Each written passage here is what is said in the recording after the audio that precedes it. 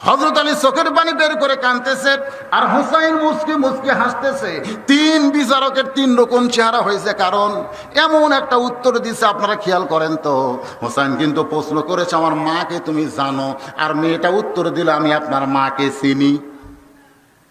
আপনারা বলেন তো, জানা আর চেনা দুইটাকে এক? এতদিন ধরে আপনারা আমাকে জানতেন।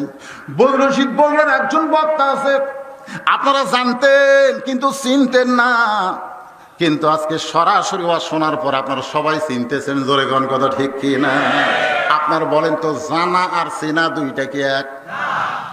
নামাজের মাধ্যমে মানুষ আল্লাহকে চিনতে পারে, রোজার মাধ্যমে আল্লাহ জানা যায়, যাকাতের মাধ্যমে আল্লাহ জানা যায়, দান সদকার মাধ্যমে, হজের মাধ্যমে আল্লাহকে জানা যায়। কিন্তু মানুষ যখন নামাজে দাঁড়াবে, আনতা আবুদুল্লাহ কান্নাকা তারাহু ফাইন লাম তাকুন তারাহু ফাইন্নাহু ইয়ারাকা। রাসূল বলেছেন আসসালাতু মিরাজুল মুমিনিন। একটা হলো জানা আর একটা হলো চিনা।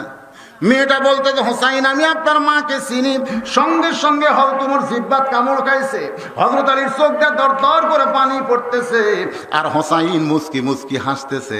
আপনারা বলেন তো, তিন বিচারক কয় রকম? আরো জোরে কোন হবে? তিন বিচারক যদি তিন রকম রায় দেয়, বাংলাদেশের হাইকোর্টের খবর আপনারা জানেন না? কেউ রায় দেয় ফাঁসির, আবার কেউ বিব্রত বোধ করে। তিন বিচারক যখন তিন রকম হয়ে গেছে, এমন সময় হযরত আলী চোখের পানি নিয়ে দাঁড়াইছে। সুবহানাল্লাহ কোন? চোখের পানি নিয়ে বলতেছে, রে মেয়ে, কি সর্বনাশা উত্তর দিলি! আমি স্বামী হইয়া আজও পর্যন্ত হোসেনের মাকে চিনতে পারলাম না। আমি স্বামী হইয়া যে মেয়েটাকে চিনতে পারলাম না, আর তুই একজন পর মেয়ে হয়ে কেমনে হোসেনের মারে চিনবি? আমি স্বামী হইয়া চিনতে পারলাম না। স্বামী হয়ে চিনতে পারেন?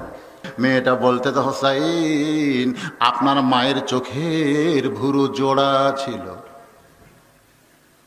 হোসাইন আপনার মায়ের বাম গালে কালো একটা তিল ছিল। হোসাইন আপনার মায়ের থুতুনির তলে লাল একটা দাগ ছিল। সঙ্গে সঙ্গে হযরত আলী বলতেছেন, মা চুপ করো, আর বলো না। পরপুরুষ আছে, পরপুরুষের সামনে আর ফাতেমার বয়ান দেওয়া যাবে না। আলী বলতেছেন, মা তুমি চুপ করো, এই জায়গায় একজন পরপুরুষ। জোরে কোন পরপুরুষের নাম কি? আরো জোরে কোন? হযরত উমর যদি পরপুরুষ হয়, তাহলে মুরিদের বয়ের জন্য পীর কোন পুরুষ? এই জোরে কোন? আজকে অনেক মুরিদ আছে